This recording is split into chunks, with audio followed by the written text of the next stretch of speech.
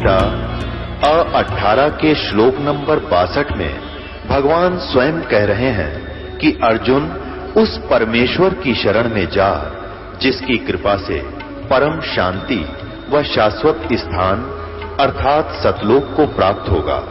वो परमेश्वर कौन है, कहां है, कैसा है, जानने के लिए कृपया अवश्य सुनिए जगत गुरु तत्वदर्शी संत रामपाल जी महाराज के अमृत वचन।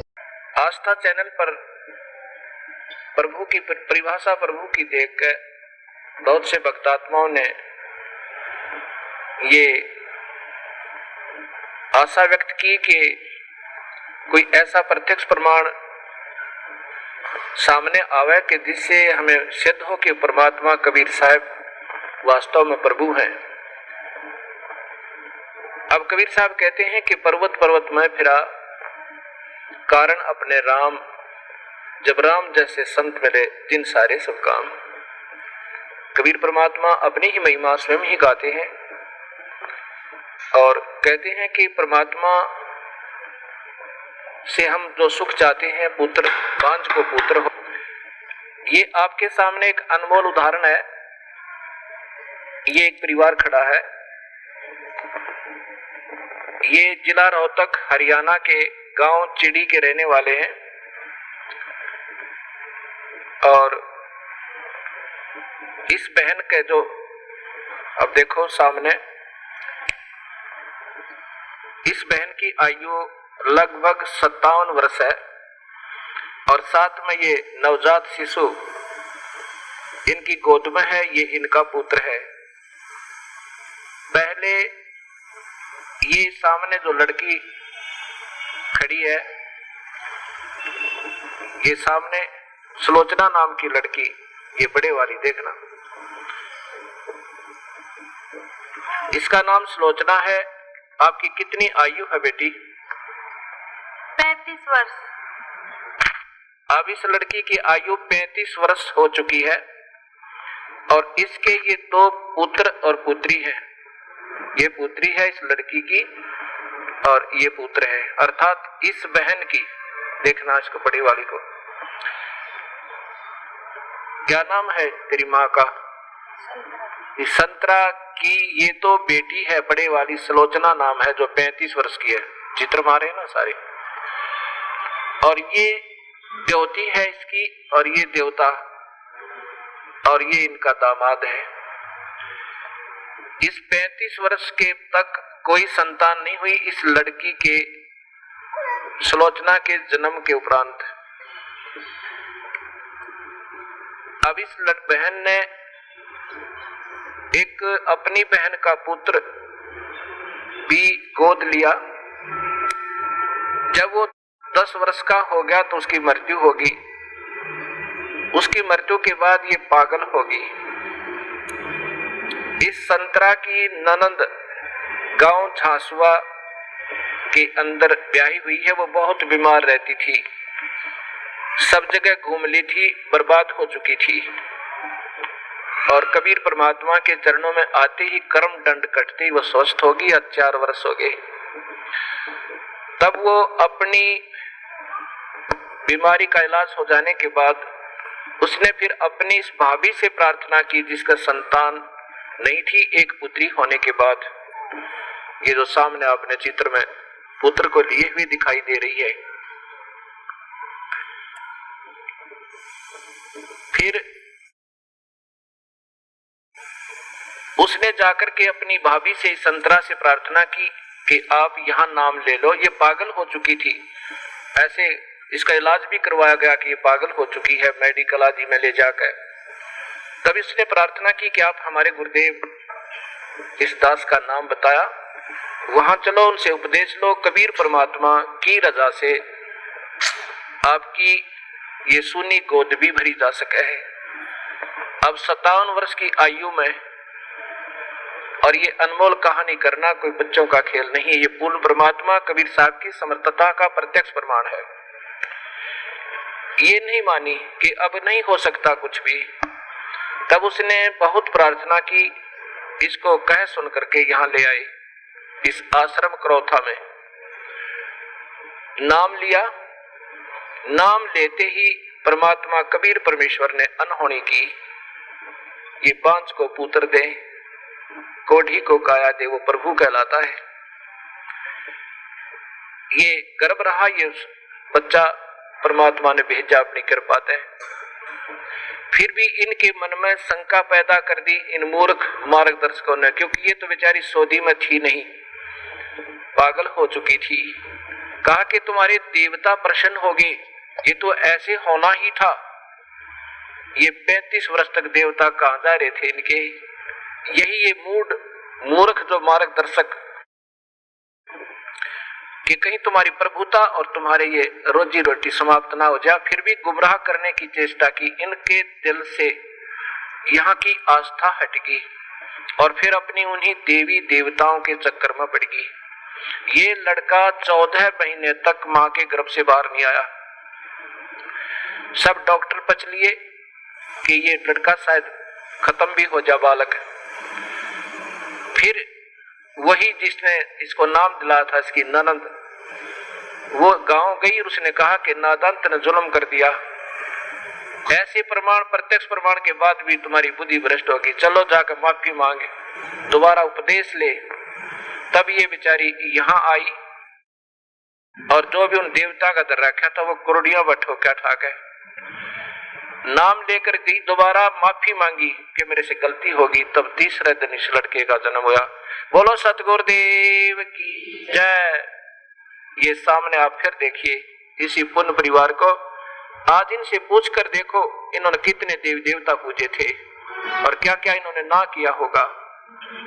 और कबीर परमेश्वर ने ये सुख दिया जो पृथ्वी पर कोई नहीं दे सकता। ये वो परमात्मा है जो भाग्य के बिना भी दे सकता है।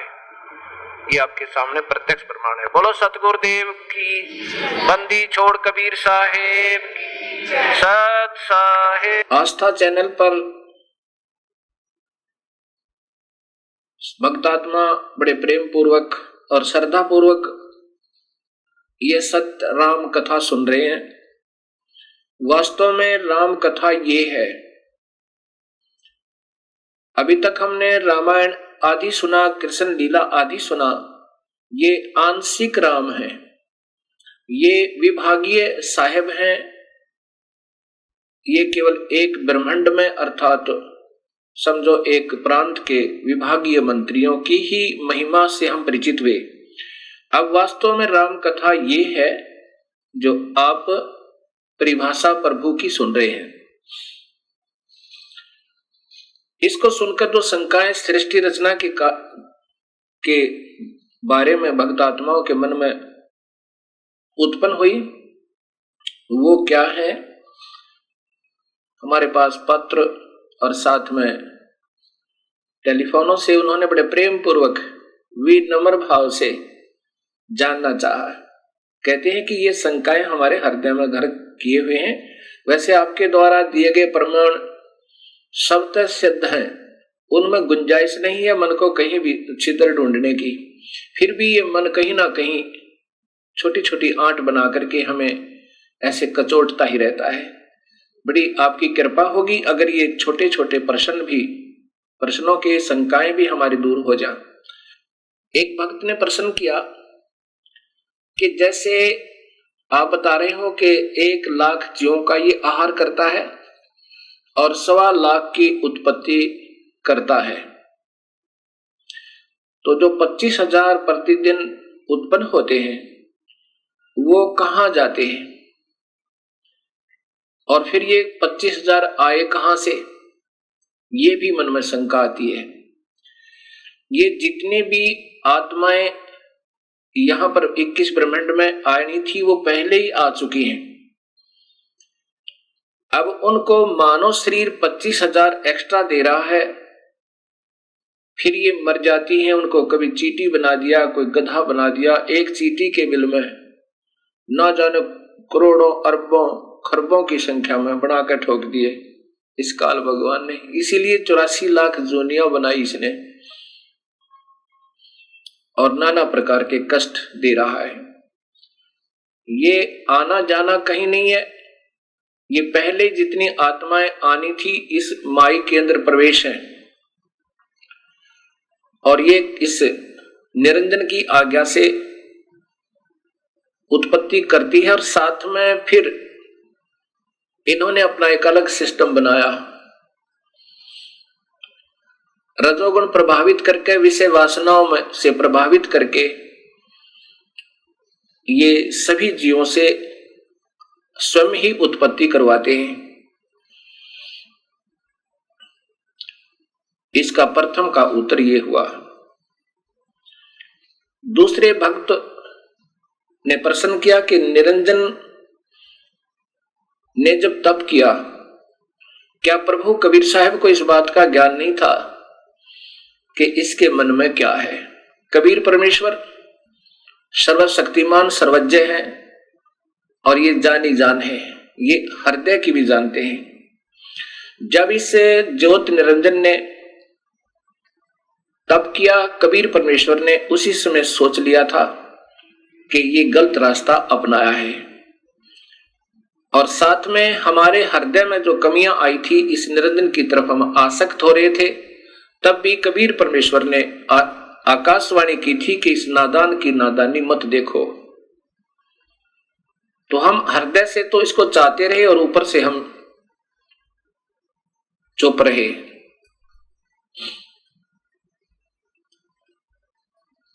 और परमेश्वर कबीर साहब ने मालूम था कि ये क्या चाह रहा है, वो सर्वशक्तिमान है। दूसरा प्रश्न ये हुआ कि कबीर परमेश्वर ने जो सर्वप्रथम जिस आत्मा ने स्वीकृति दी थी, उसको कन्या लड़की ही क्यों बनाया? किसी और रूप भी बना सके थे, पुरुष ही बनाकर उसके पास भेज देते हैं। अब ये तो आपके मन में काल स्वयं विद्यमान है, ये काल ही है, और काल ऐसे ही उठपटांग आपके मन में खरपतवार पैदा करता रहेगा। जब पहले आप लोग और हम भी देवी देवता, हनुमान जी, श्याम जी, ब्रह्मा विष्णु महेश की, माताओं की सब पूजाएं करते थे, कभी मन में कोई उथल पुथल नहीं हुई। और जब ये अपने प्रभु को पहचानना चाहती है आत्मा, उस समय ये काल तीव्र हो जाता है, सैकड़ों शंकाएं उत्पन्न करने की चेष्टा करता है। प्रथम तो ये कारण आप समझ लेना कि आपके अंदर अगर ऐसी उथल पुथल हो रही है, ये काल प्रेरणा है। फिर भी समाधान सतगुरु आपको पूरा देंगे। कबीर परमेश्वर जानी जान है, उन्होंने इस लड़की का कन्या रूप जरूर बनाया था, लेकिन इनके प्रजनन इंद्रिय नहीं लगाई थी। ये योनि नहीं बनाई थी। और साहब देखना चाहते थे अगर ये ठीक ठाक रहेगा ये काल, तो यहां रहेगा 21 ब्रह्मांड में आराम से रहेगा, और ये आत्मा जो लड़की रूप में प्रकृति है, माया है, तो ये इसकी उत्पत्ति यहां कर देगी इसके जीवों की, और वहां बहुत अच्छा शरीर बनेगा। नूरी शरीर बनना था, सबद शक्ति तय। और यदि गलती करेगा, इस लड़की के साथ दुर्व्यवहार करेगा, तो इसकी नीचता का पता लगेगा। पता तो था मालिक ने कि दोनों में से कोई सा भी कर सकता है। और साथ में हमने जो अपनी पति भर्ता पद से हम गिरे थे, हमें भी अक्ल लगानी थी कि एक बार ये काल के जलों में चले जाएंगे, उस काल के दुख ने उठा लेंगे और फिर मैं इनको वापस लाऊंगा, ये फिर कभी नहीं भटकेंगे। अब लड़की इसलिए बनाया कि ये अगर इसके साथ दुष्व्यवहार करेगा, दुर्व्यवहार करेगा, तो इसको श्राप लगेगा 1 लाख मनुष्य शरीरधारी जीवों का आहार करने का, और इसकी फिर मजबूरी होगी काल की कि मानव शरीर ये जरूर बनाएगा, नहीं तो ये मानव शरीर नहीं देता। ऊपर देव बनाता, देव रूप में इतना सुख होता है इस प्राणी को, ये प्रभु को याद नहीं करता। अब इसकी उस जाने जान परमात्मा ने पहले इसकी पर काट दी थी, चल बेटा किसी तरह चल ले तू। अब हम इसने वहां गलती की, बदमाशी करना चाहा, तो लड़की ने इसके अंदर शरण लिया, उसके प्रतिफल में काल को श्राप लगा, ये वहां से निष्कासित हुए। अब ये काल की मजबूरी बन गई हमें एक मानव शरीर देने की, इसको श्राप लगा हुआ अपने भूख मिटाने के लिए। और कबीर परमेश्वर को मालूम था कि इन अपनी प्यारी आत्माओं को मैं इस मानव शरीर में फिर जाकर सत्ज्ञान दूंगा और अपने चरणों में लेकर के इनका फिर उद्धार करके वापस ले आऊंगा। ये जानी जान है, ऐसा इसका ये समाधान समझो। अब फिर प्रश्न एक, क्योंकि ये जो खरपतवार उत्पन्न होते हैं वो या तो बहुत ही अनजान होते हैं या वो किसी गलत गुरु के फंसे हुए होते हैं और वो गुरु लोग उनमें ये गलत मैटर भरते रहते हैं कि ये प्रश्न करो, ये करो, क्योंकि उनके पास अब जवाब नहीं है। वो कितने दिन इन भोली आत्माओं को गुमराह कर सकते हैं। आज सब बहन बेटियां एजुकेटेड हैं, सब बहन भाई एजुकेटेड हैं, पढ़े लिखे शिक्षित हैं और शास्त्र हमारे पास उपलब्ध हैं। अब ये गलत गुरु इन भोली आत्माओं को भरमा नहीं सकते, ठीक है, क्योंकि वो अनजान हैं और वो चतुर व्यक्ति हैं, वो गुरु जी, और वो प्रभु की प्यासी आत्माएं हैं, वो भटक रही हैं, उस अपने प्यारे प्रभु को तलाश कर रही हैं। लेकिन ये इन ठगों का फंस गई जिनको स्वयं ज्ञान नहीं कि परमात्मा कौन है। कोई निराकार बताता है, कोई निराकार है, परमात्मा की कोई स्थिति नहीं है। कोई किसी को प्रभु बताता है, कोई किसी को बताता है, कोई कहता है ब्रह्मा विष्णु महेश के माता पिता नहीं है, ये तो अजर अमर है, ये सर्वशक्तिमान है। तो वो ऐसे गुरु आपको अब फिर विचलित करने की चेष्टा कर रहे हैं, जो ऐसे प्रश्न आपके मन में आ रहे हैं। फिर भी समाधान आपको मिलता रहेगा। एक ने प्रश्न किया कि यदि हम सतलोक चले जाएं और फिर भी गलती कर सकते हैं? कभी नहीं। जैसे उत्तर है कभी नहीं कर सकते। कैसे? जैसे आप किसी सफर पर जा रहे हो और आप गलत रास्ते हो लेते हो, रास्ते में दलदल आती है, ऊबड़ खाबड़ स्थान है, रास्ते में बदमाश टकराते हैं और आपको कोई पहले कह रहा होता कि इधर से जाओ, रास्ता लंबा बेशक है पर ठीक है, और आप ने अपनी सूझबूझ से उधर चलना शुरू कर दिया हो। रास्ते में बदमाश टकरावे और आपको तंग करें, आप क्या सोचोगे? यही सोचोगे, हे प्रभु अब के ठीक ठाक यहां से बचा दो, इस रास्ते जिंदगी भर नहीं आएंगे, और ऐसा ही करोगे। एक बार अब हम काल की पीड़ा से, अपने ही नादानी से, अपने ही कमजोरी से आज हम पैर पे कवाड़ा मार के स्वयं ही दुख पा रहे हैं, और वो दयालु अब भी हमारे पीछे पीछे घूम रहे हैं और हमें फिर अपने शरण में लेना चाहते हैं। अब इसकी एक बार हम वहां पहुंच जाएंगे, इधर देखेंगे नहीं जिंदगी में कभी भी, हम इधर थूकेंगे भी नहीं, क्योंकि जब हम यहां से चले जाएंगे जब इस खतरों का हमें और विशेष ज्ञान होगा। इसलिए हम दोबारा इधर नहीं आ सकते। हम तो गलती कर नहीं सकते और अन्य करेंगे, उनको फिर सजा मिलेगी। दूसरा प्रश्न और प्रश्न किया कि जैसे स्थूल शरीर को तो हम फूंक देते हैं, ये 5 तत्वों का शरीर है, कोई जला देता है, कोई कब्र में गाड़ देता है, कोई जल प्रवाह कर देता है, और कोई किसी प्रकार से इसका अंतिम संस्कार कर देते हैं, मिट्टी को मिट्टी में मिला देते हैं। फिर ये खाने वाली बात समझ में नहीं आई, वो खाता किस चीज को है काल। अब यही सोच अधूरी हमारी, तभी तो हम यहां उलझे हुए हैं। अब जैसे बादाम आपने देखा होगा, बादाम के ऊपर का कवर खाने का नहीं होता, छिलका नहीं खाने का होता, उसके अंदर एक और गिरी होती है, वो खाई जाती है। ऐसा ये फॉर एग्जाम्पल समझो। वास्तव में कैसा है कि मानव शरीर में जितने भी हम चटपटे खट्टे मीठे पदार्थ आहार करते हैं, क्योंकि मन स्वयं काल है और इसकी आदत है चटपटे भोजन खाने की, मांस मिट्टी शराब सुल्फा पीने और खाने की, क्योंकि इससे इस सूक्ष्म शरीर में, इन आहारों से सूक्ष्म, इस स्थूल शरीर के द्वारा सूक्ष्म शरीर में एक ऐसा द्रव तैयार करवाता है कि जो उस सूक्ष्म शरीर के अंदर लेप हो जाता है।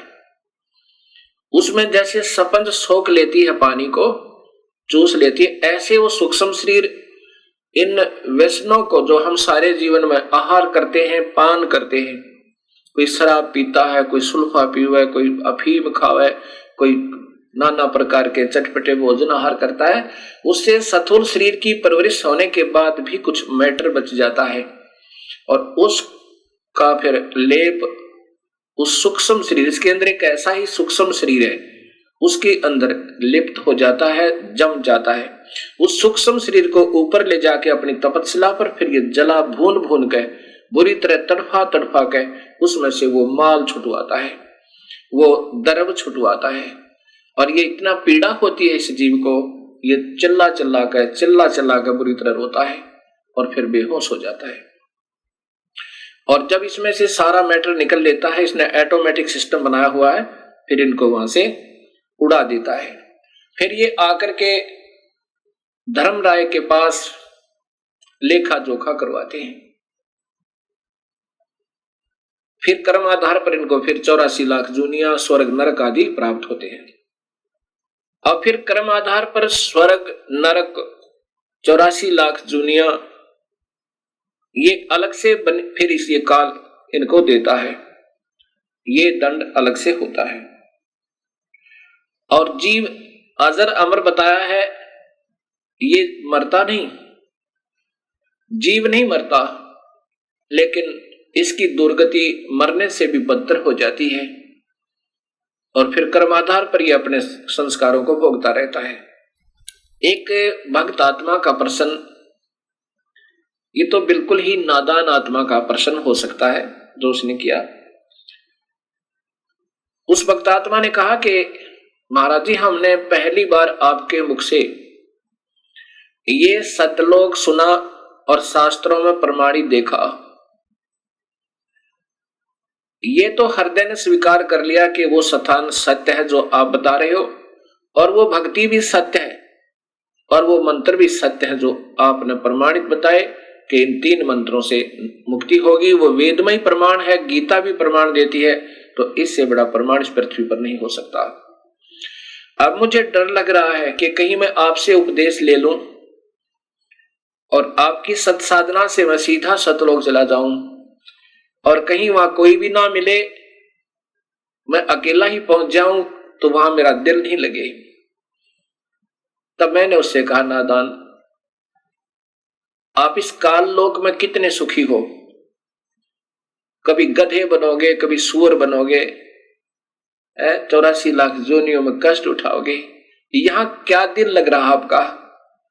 वो नादान क्या कहता है जी, यहां घूमते फिरते तो नजर आते हैं गधे बनकर भी, दिल लगा रहता है। अब यहां हमारी सोच इतनी गिर चुकी है कि यहां पीड़ाओं पर पीड़ा सहन करते करते भी हमारा हृदय यहां से दूर जाने को नहीं करता। ये कारण क्या है? ये भगवान विष्णु जी की मेहरबानी है। इसने हमारे यहाँ एक सतिथि बनाई हुई है, हमारे को यहाँ पर फंसाया हुआ है, यहां से हमारा हृदय नहीं हिलने देते। इसलिए इस त्रिगुणमयी माया कहा है। ब्रह्मा हमारे अंदर रजोगुण पैदा करता है, यहाँ के ठाठो बाट की उपलब्धि के लिए ना जाने क्या क्या अनर्थ कर देते हैं हम, और फिर ये हमारे पास रहते भी नहीं। ना कार रहती है, ना कोठी रहती है, ना संतान रहती है, ना संपत्ति रहती है, और जब तक ये शरीर रहता है हमारी वृत्ति ये खराब रहती है। ये भी जोड़ दूं, ये भी बना लूं, ये सुविधा उपलब्ध कर लूं, ये शरीर ही छूट जाता है, फिर ये प्राणी रो रो के टक्कर मारता है। अब ये सत्ज्ञान से धीरे धीरे आपका हृदय यहां से हट जाएगा। अब प्रश्न रहा कि एक भक्त ने कहा, जी फिर परब्रह्म जो अक्षर पुरुष है, इसको भी जन्म मरण में किस लिए बनाया गया? इसने जब क्षर पुरुष ने अर्थात इस ब्रह्म ने तप किया और राज्य प्राप्त किया, 21 ब्रह्मांड जब इसने पाए, काल ने उस समय इस अक्षर पुरुष के मन में भी ये आया कि क्यों ना मैं भी अपना अलग स्थान बना लूं। अब वहां पर इतना भी कमजोरी अगर आ जाती है तो भी ये जीव वहां रहने के योग्य नहीं होता। अब ये जो गलतियां वहां पर होनी थी वो हो चुकी, और इन गलतियों के कारण अन्य जो बची हुई आत्मा है वो बिल्कुल सावधान होगी, अब वो गलती नहीं करते। अब जैसे कोई जा रहा और एक को पागल कुत्ता काट ले और बाकी भी जा रहे हैं और फिर वो रोता हुआ भाग रहा है, इधर पागल कुत्ता है तो उधर कोई नहीं जाएगा, सब वापस भाग लेंगे। ऐसे ही ये जो गलतियां की जिन्होंने उन्हें सजाएं पाई और आगे बैन लग गया, क्योंकि सबको पता लग गया कि ऐसे निर्मल स्थान को छोड़ के और कहीं ठिकाना नहीं है, क्योंकि वापस यहां से दुख पाकर के वापस गई हुई आत्माओं ने वहां सभी को सचेत कर दिया कि उस काल लोक जैसा कष्ट कहीं पर नहीं है। हमने गलती की और हमारे दयालु परमेश्वर ने हमारे ऊपर फिर रहम किया। ये परब्रह्म की जो का 7 संख ब्रह्मांड बनाए, उसमें कुछ आत्माएं इन सबके आने के बाद इनके भी कुछ हृदय में इनकी आत्मा, यानी अब एक भक्त ने प्रश्न किया कि जब वहां मन तो है ही नहीं, आप ही बता रहे हो कि काल ही मन है और मन वहां है नहीं, तो फिर आत्मा वो मन कैसे हुआ उस निरंजन में। अब ये आत्मा भी की भी सोच होती है। मन तो यहां इस काल लोक में है, यहां इसने डबल बना रखा है, अपना भी प्रभुता मन इस आत्मा की सोच को यहां बिल्कुल खराब कर देता है, और आत्मा की भी अपनी सोच होती है। तो वहां अपनी सोच से उन बाकी कुछ आत्माओं ने जो 7 संख ब्रह्मांडों में कुछ आत्माएं ऐसी हैं जिन्होंने भी ये सोचा था कि शायद हम भी उसमें स्वीकृति दे देते तो वहां चले जाते, इनके मन में ऐसा आया था और उनकी भी सजा इनको इतनी ही मिली कि इस पारब्रह्म का अलग से एक स्थान बनाया और उसमें उन बाकी की आत्माओं को वहां भेज दिया।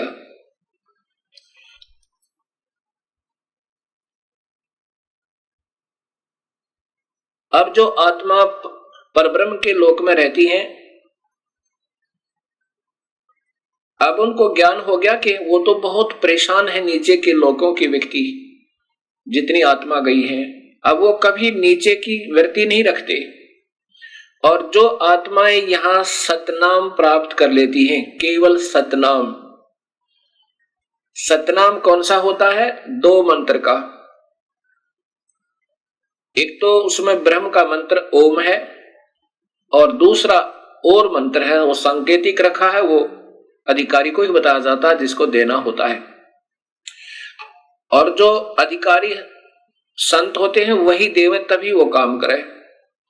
जिनको सतनाम मंत्र प्राप्त हुआ और उनकी श्रद्धा अपने गुरु में नहीं रही, ये इतने दयालु परमेश्वर है। और कुछ वर्षों तक उसने सतनाम की विधिवत साधना करने के बाद आपकी सतलोक जाने की वृत्ति नहीं बनी या आपकी इतनी कमाई नहीं बनी उस मंत्र की, तो आपको उस परब्रह्म के लोक में भेज दिया जाता है। किसको भेज दिया जाता है? जो ओम नाम की कमाई ये सारी यहां छोड़ दी जाती है इस काल के लिए। जैसे गीता जी के अध्याय नंबर 18 के श्लोक नंबर 66 में लिखा है कि अर्जुन, तू मेरी सभी पूजाओं को मुझ में त्याग दे। पूजा कौन सी? जो ओम नाम की कमाई, यज्ञ, हवन, धर्म, ये जाप की कमाई यहां छोड़ दे, मैं तुझे ऋण मुक्त कर दूंगा, मेरा कर्जा तेरे से उतर जाएगा, यानी तुझे ऋण मुक्त कर दूंगा, अर्थात कर्म मुक्त हुआ। वो आत्मा फिर इस पारब्रह्म के लोक में चली जाती है। और वो लोग एक तो वहां पर ये खाता नहीं, जैसा मैंने पूर्व बताया कि पूर्ण परमात्मा तो खाने वाले वेद में लिखा है, ऋग्वेद में, कि खाने वाले और न खाने वाले इन दोनों भगवानों से भी बड़ा है। खाने वाला काल है, न खाने वाला ये परब्रह्म है, इनसे भी बड़ा है, अर्थात वो सत्पुरुष है। तो वो परब्रह्म जीव आहार नहीं करता, उसने ऐसी गलती कोई नहीं की, लेकिन मन में फिर भी थोड़ी कमजोरी, उसकी आत्मा में थोड़ी सी वीकनेस आई थी, तो उसका भी सजा उसको भोगना पड़ा। वहां ये यहाँ के हंस फिर वहां पहुंच जाते हैं। वहां पर इतना बढ़िया शरीर है, यहाँ के देवताओं का, ब्रह्मा विष्णु महेश का भी नहीं है। जैसा कि आपको बताया था कि यहाँ के देवताओं का तो शरीर है जैसे चीनी का कप बना हो, सफेद कप जो चाय पीते हैं, और हमारा मिट्टी का बना हो सीधा ही, इतना कमजोर है। और जो परब्रह्म के लोक में परब्रह्म और वहां के रहने वाले जितने हंस हैं उनका सटील का समझो, इससे ज्यादा सथाई है, लेकिन है नासवान फिर भी। अब ये सोचकर इस पर ब्रह्म को समझना, इसकी उत्पत्ति यूं हुई। और फिर जो सत भक्ति करता है और जिसको सतनाम भी मिल गया और कमाई फिर भी पूरी नहीं हुई और साथ में यहाँ की कोई इच्छा आपकी रह जाती है, तो कबीर परमेश्वर हर ब्रह्मांड में अपना अलग स्थान बनाकर रहता है। इन आत्माओं को जिनकी अधूरी कमाई है, भक्ति पूरी नहीं हो पाई, कि काल के ऋण से मुक्त अभी नहीं हो पाए, और परब्रह्म का भी, क्योंकि परब्रह्म के लोक को पार करना है, उसका भी ऋण देना है। वो दूसरे मंत्र से, तत् मंत्र से कमाई करनी है, वो तत् मंत्र संकेतिक है। इन दोनों का मिलकर जब ये योग्य हो जाएगा, दोनों का ऋण उतरने योग्य हो जाएगा, तब ये कबीर परमेश्वर इनको सारनाम देकर, सारनाम की कमाई साथ करवा कर, और फिर यहां से सतलोक ले जाएगा। जब तक आपकी पूरी कमाई नहीं बनी होगी तो आपको यहीं रखेगा, और आपकी थोड़ी बहुत भी इच्छा इस लोक में रह जाती है तो भी इसी ब्रह्मांड में एक स्थान ऐसा है, वहां कबीर परमेश्वर आपको रखेगा। वहां पर आपको तपस्या पर नहीं जाने देगा, तपस्या पर नहीं जाने देगा, और न ही कुत्ते गधे सुअर बनने देगा, क्योंकि आपकी कमाई इतनी हो जाएगी और साथ में आपके पाप कर्मों परमेश्वर कबीर साहब काटता रहेगा। जब ही नाम हृदय धरो भयो पाप को नासे, जैसे चिंगारी अग्नि की पड़ी पुराने गासे। अब आपके शुभ कर्मों के आधार पर वहां रखेगा और तपस्या पर नहीं जाने देगा। ये आपको इस कबीर परमेश्वर के शरण में आने से और एक्स्ट्रा बेनिफिट है। और फिर ये सदियों के उपरांत इन शुभ कर्मों के आधार पर आपके फिर मनुष्य जन्म हो सके, 100 भी प्राप्त हो सके। जो कबीर परमात्मा के आधार पर सद्भक्ति आप कर रहे हो, और मनुष्य जन्म आपके फिर देने शुरू कर देगा परमेश्वर, और फिर कभी अपनी सतभक्ति को जगाएगा उसमें उन पुण्यात्माओं को जिन्होंने पहले सतगुरु की भक्ति कबीर परमेश्वर की किसी युग में कभी वो आए स्वयं या उनके कोई सत संत के साथ रहकर की हुई है। अब उनको शीघ्र ये बात समझ में आती है, क्योंकि उनके अंदर काल नहीं होता ज्यादा, बेशक वो साधनाएं अन्य कर रहे होते हैं अनजानपने में, उनके हृदय में वो पिछली कमाई अंगड़ाई लेती है पिछले जन्म जन्मों की, तो वो तुरंत आकर के कबीर साहब के चरणों में, उसके सत्य नुमाइंदे संत के चरणों में आ जाते हैं। और जिन्होंने अभी तक कमाई सत्पुरुष की, पूर्ण परमात्मा की कभी नहीं कर पाए और ब्रह्म तक की अच्छी साधना युगों युगों कर रहे हैं, वो पुण्य आत्मा भी इस सत्संग को सुनकर और शरण में आ जाएंगी। तो जैसे कलम चढ़ा दी जाती है, जैसे कलम चढ़ाई जाती है, ऐसे इसकी वो फिर सतनाम दिया जाएगा उनको, उनके अंदर फिर वो भक्ति प्रवेश हो जाएगी और प्रारंभ होगी तो अवश्य पार होगा, क्योंकि उन्होंने पिछली कमाई ओम नाम की बहुत की हुई होती है, और उसके साथ वो दूसरा मंत्र मिला करके फिर ये कमाई आपकी पहले भी कराई जाएगी, और साथ में उस सत्य नाम की यानी ऊपर के मंत्र का भी आपको अभ्यास करवाया जाएगा और फिर आपकी भक्ति प्रारंभ हो जाएगी। एक समय की बात है, गरीबदास जी महाराज यही हरियाणा के अंदर एक छोटा सा गांव है छुडानी, पहले जिला रोहतक में, अब नया झज्जर जिला बन गया है। वहां कबीर परमेश्वर उन गरीबदास जी को आकर मिले। कब मिले?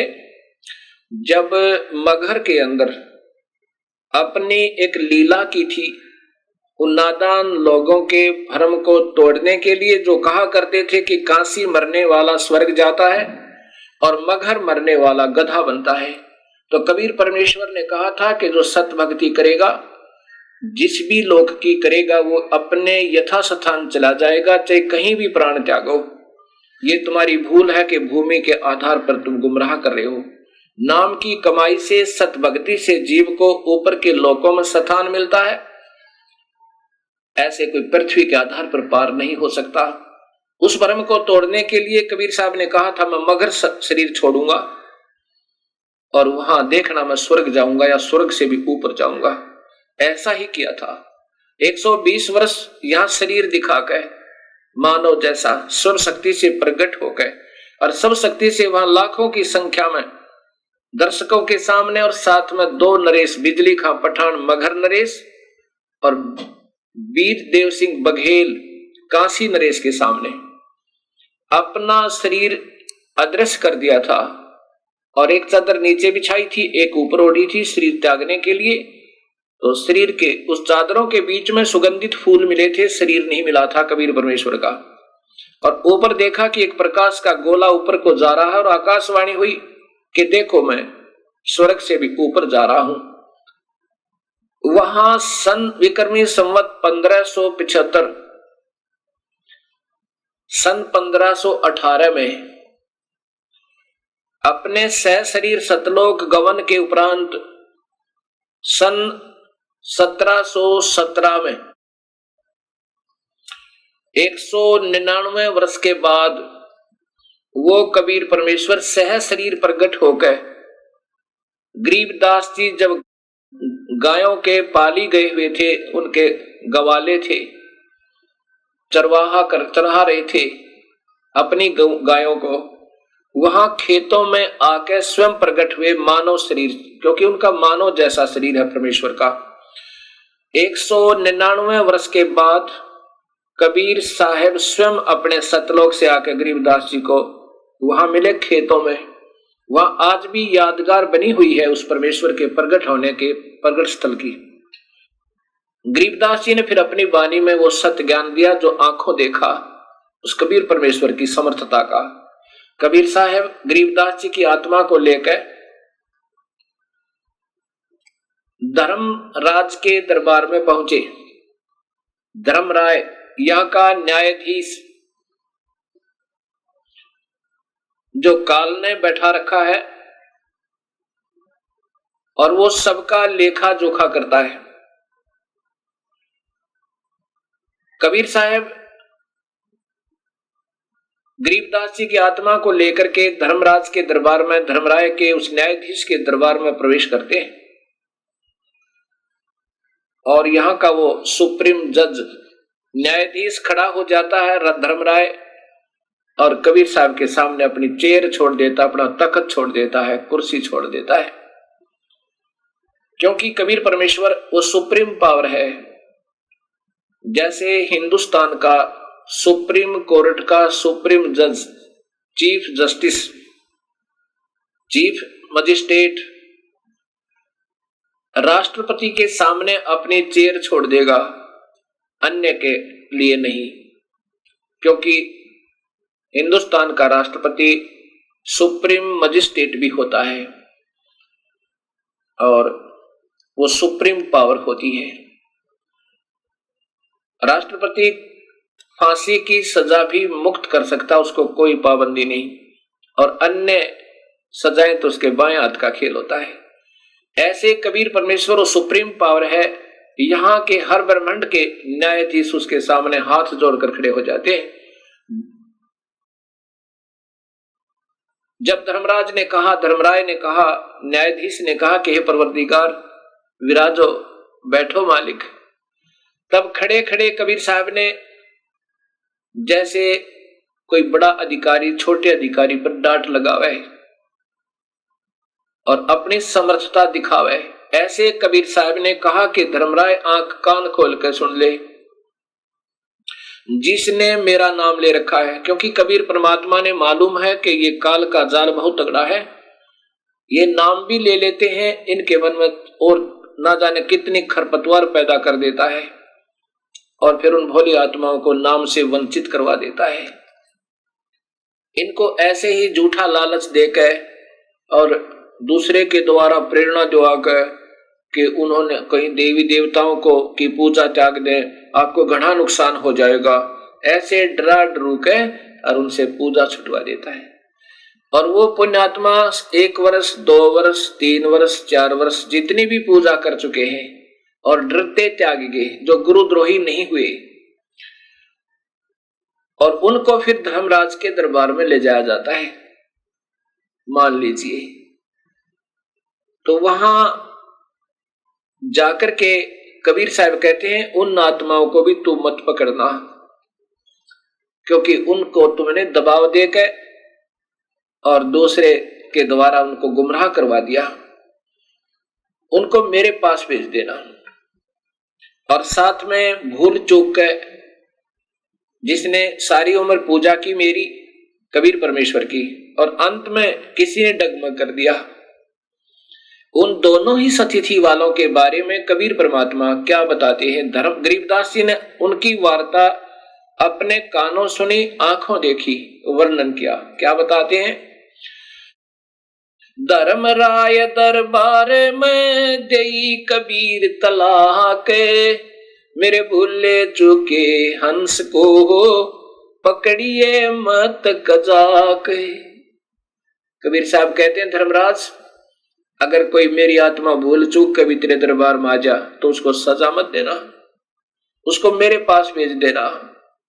अब वो धर्मराज हाथ जोड़कर कहता है परवरदिगार, आप ही का बनाया हुआ एक संविधान है कि जो जैसे भी जो कर्म करेगा इस 21 ब्रह्मांड में उसको उनका प्रतिफल अवश्य भोगना होगा, चाहे अवतार भी क्यों ना हो।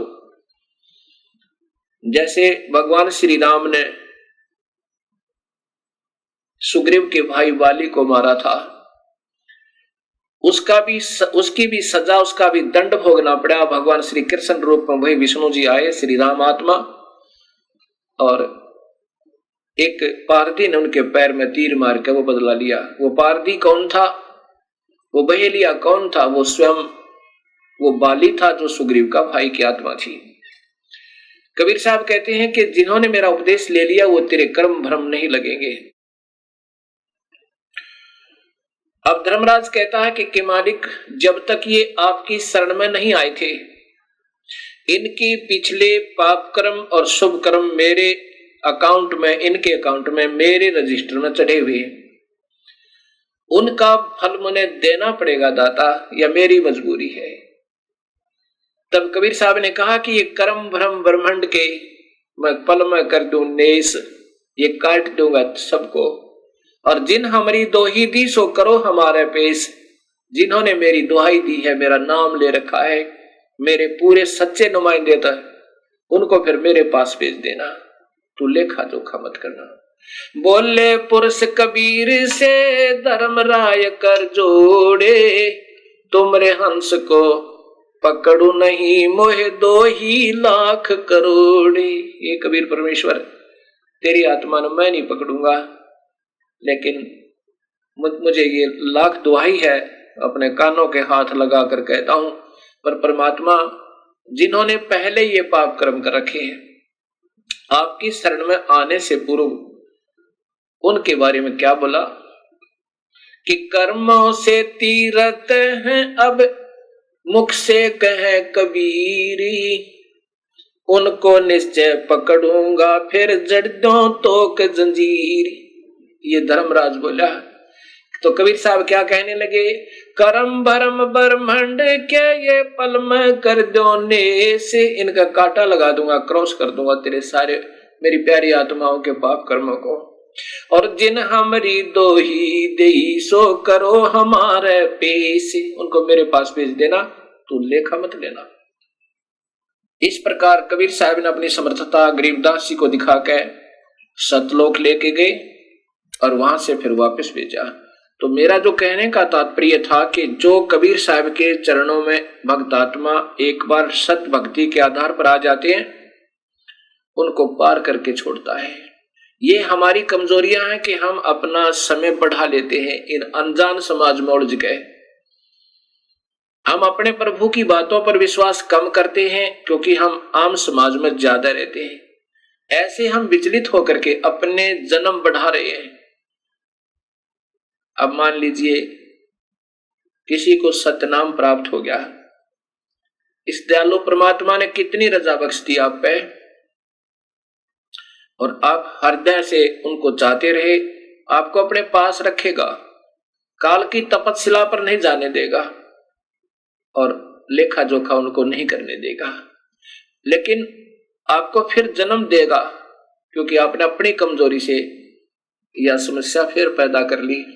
ये दयालु फिर आपको फिर संभालेगा, जैसे आज फिर कृपा कर दी उस परमेश्वर ने, इस सत्य ज्ञान का डंका फिर बजा दिया। और अब जो चूक गया फिर ना जाने सदियों उपरांत, ना जाने कब आपका मनुष्य शरीर हो है और हो तो फिर कोई सत्य मार्गदर्शक संत ना मिले ये जीवन, और फिर आगे 100-200 वर्ष के बाद ये कलयुग इतना गिर जाएगा कि कोई भी भक्ति करना नहीं चाहेगा, क्योंकि जिस आधार से ये भक्ति मार्ग पर भक्तात्मा लगी हुई है गलत संतों के शास्त्र विरुद्ध साधना पे, आखिर में ये सोच लेंगी भगवान है नहीं, क्योंकि प्रभु वाले गुण, प्रभु की महिमा उनको उपलब्ध नहीं होगी और वो फिर नास्तिक हो जाएंगे और फिर कोई भक्ति करने वाला प्राणी नहीं रहेगा।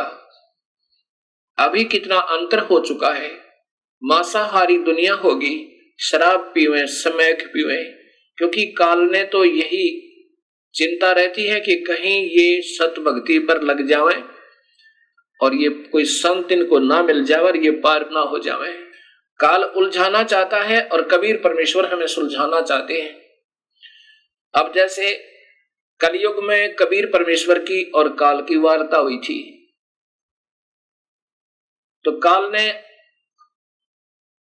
3 युगों में कम जीव वापस ले जाने की प्रार्थना की थी वचनबद्ध करके। कबीर साहब जानी जान है। यहां भी शंका आ सकती है कि क्या कबीर साहब को मालूम नहीं था ये क्या मांगेगा।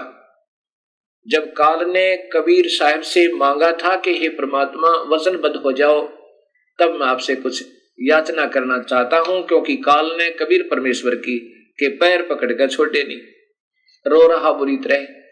तो कबीर साहब जानी जान थे, उसको मालूम था कि बच्चे की दौड़ कहां तक होती है, क्या मांग सकता है ये।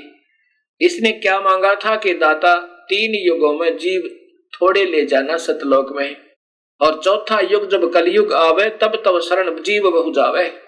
तब इसने कहा था कि चौथे युग कलयुग में आप कितने ही जीव ले जाना। कबीर साहब को मालूम था कि सतयुग त्रेता द्वापर में यो जीव घना दुखी नहीं होता। सतयुग में इतना सुख होता है कि पत्नी से पहले पति नहीं मरता, पत्नी विधवा नहीं होती, और पिता के सामने पुत्र की मृत्यु नहीं होती। शरीर बहुत सुंदर स्वस्थ और साथ में लाखों वर्ष की आयु होती है।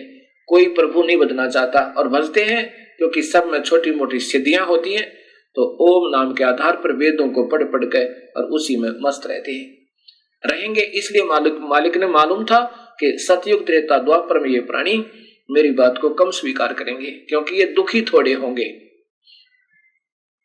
और जब कलयुग आवेगा इनके ऊपर कहर तोड़ेगा ये काल। भौतिक सुख तो नजर आएगा पर आत्मा की शांति नहीं होगी।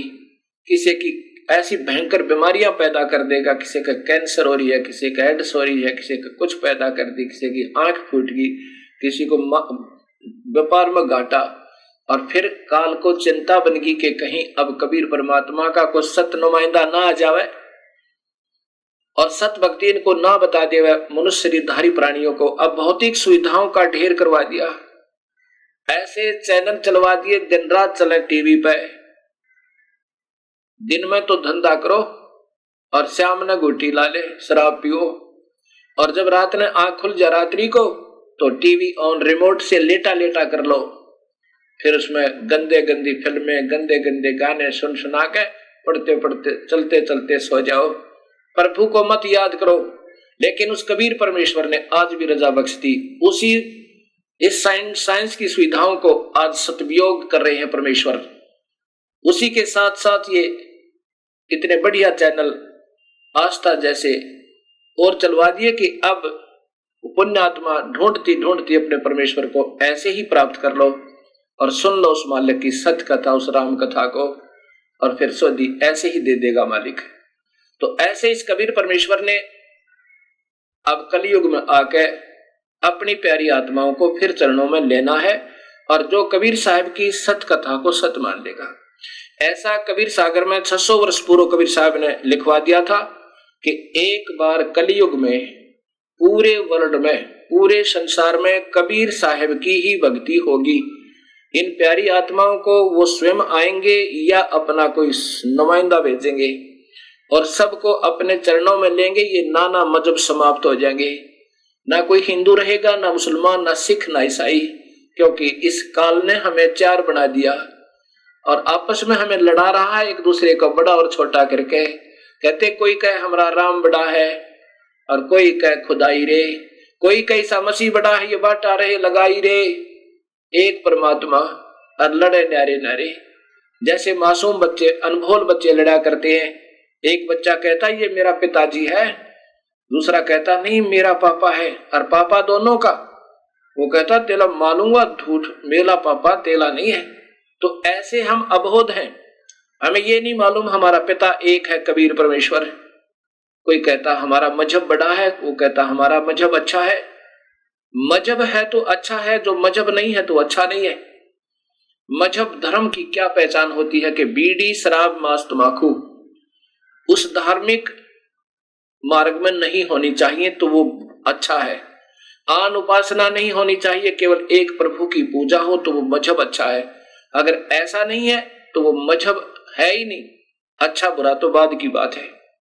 धर्म धार्मिकता के आधार पर चलता है, और धार्मिकता बीड़ी, शराब, मांस, तंबाकू पीने वालों के कभी निकट नहीं आ सकता। प्रभु वो धार्मिक नहीं हो सकते। जो मांस खावे वो धर्म को कैसे स्वीकार करे। जो शराब पीवे, शराब पीकर इंसान ना जाने अपने पिता को के बुरा वचन बोल दे, ना जाने अपनी माँ का हाथ उठा दे, ना जाने क्या जुल्म कर डाले, और तंबाकू को इतना बुरा बताया है कि उसके तो पापों का गिनती नहीं की जा सकती। कबीर साहब कहते हैं कि हुक्का हरदम पीवते ये लाल मिलावे धूर, इसमें संशय है नहीं ये जन्म पाछले सूर।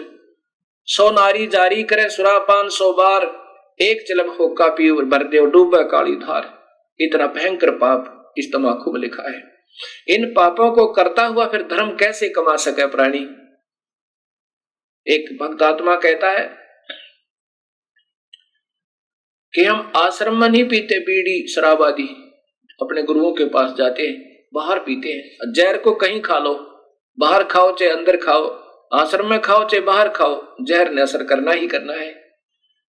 एक कहता जी बीड़ी से तो इतना पाप नहीं होता, मांस और शराब तो बुरा है, क्योंकि वो बीड़ी स्वयं पी रहा था।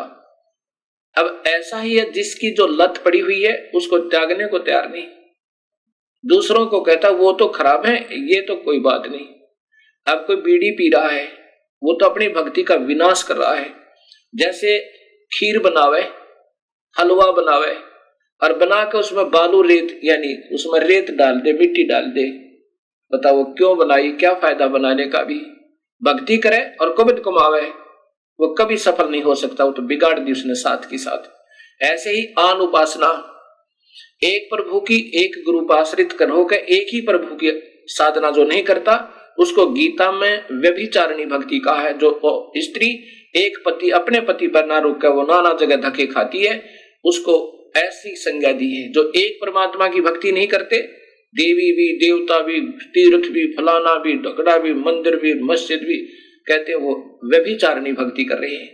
और अव्यभिचारिणी भक्ति से प्रभु की प्राप्ति हो सकती है। तो हम देख लेना हमारा समाज अब क्या कर रहा है। तो ऐसे जब हम सत भक्ति पर लगेंगे तब ये हमें ज्ञान होगा और भक्ति हमारी सुचारू चल पाएगी। अब प्रसंग चल रहा है कि कबीर परमात्मा के चरणों में आने के बाद इस जीव को फिर यहां से निकलने का एक चांस मिलता है।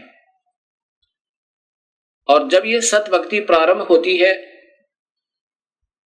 धर्मदास जी को कबीर साहब ने कहा कि धर्मदास, जो मेरी प्यारी आत्मा मेरे द्वारा भेजा हुआ रसूल दूत भक्ति का मार्ग का सत भक्ति बताने वाला मेरा संदेश वाहक, वो संत सत भक्ति को जब दृढ़ करेगा, उस समय के वर्तमान के संत और महंत उसके साथ लड़ाई करेंगे, रहाड़ कर बढ़ावेंगे और दुनिया को गुमराह करने की चेष्टा करेंगे। ये झूठ बोल रहा है।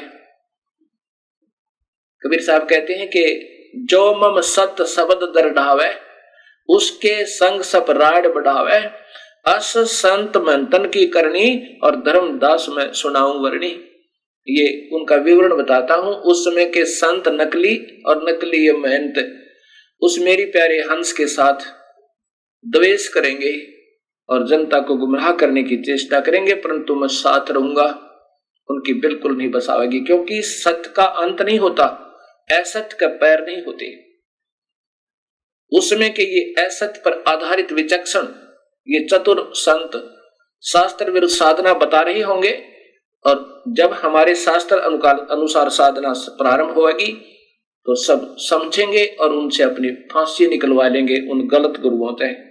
अब यहाँ एक समाधान प्रश्न और उठता है मन में, भक्त आत्माओं के रह कर फोन आते हैं, कहते हैं जी हमने सुना है कि गुरुदेव नहीं त्यागना चाहिए अगर हमने कहीं से दीक्षा ले रखी है, ये तो महापाप बताया है गुरुदेव ने।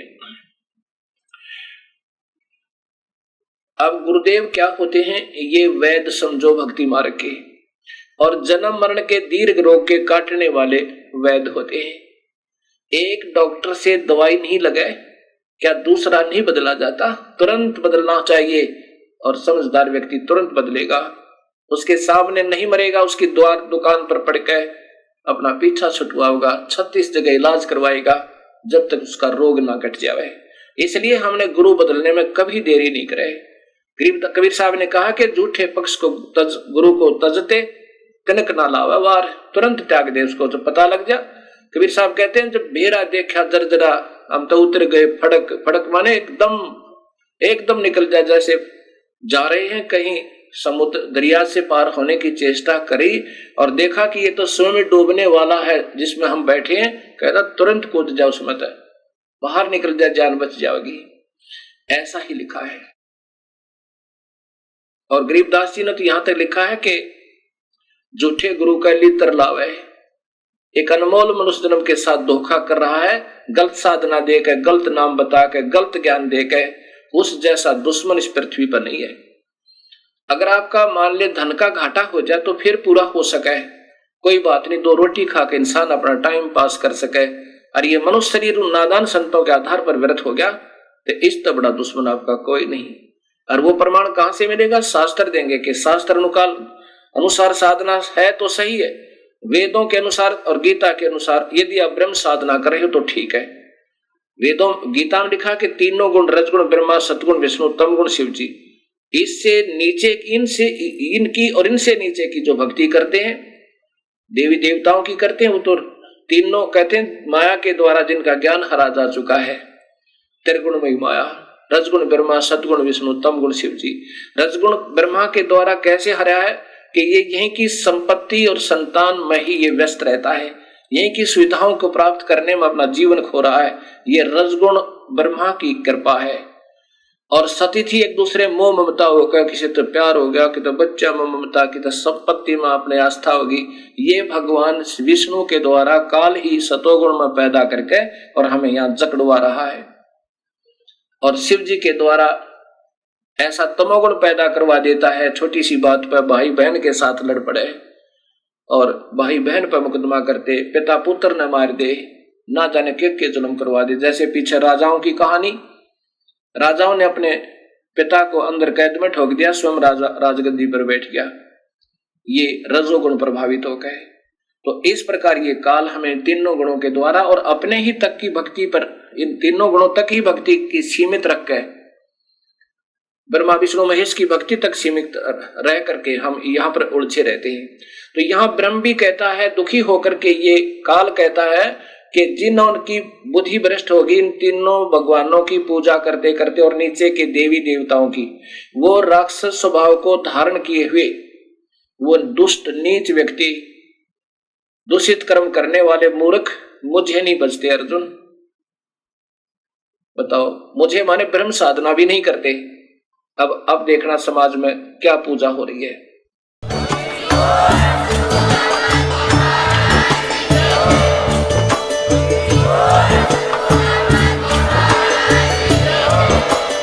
आप सुन रहे थे जगत गुरु तत्वदर्शी संत रामपाल जी महाराज जी के मंगल प्रवचन। अधिक जानकारी के लिए विजिट कीजिए हमारी वेबसाइट www.jagatgururampalji.org। संत रामपाल जी महाराज जी के शुभ आशीर्वाद से पूरे विश्व भर में 500 से भी ज्यादा नाम दीक्षा केंद्र हैं, जिन पर संत रामपाल जी महाराज जी द्वारा ऑनलाइन निशुल्क नाम दीक्षा दी जा रही है। अपने नजदीकी नाम दीक्षा केंद्र का पता करने के लिए संपर्क करें 8222880541।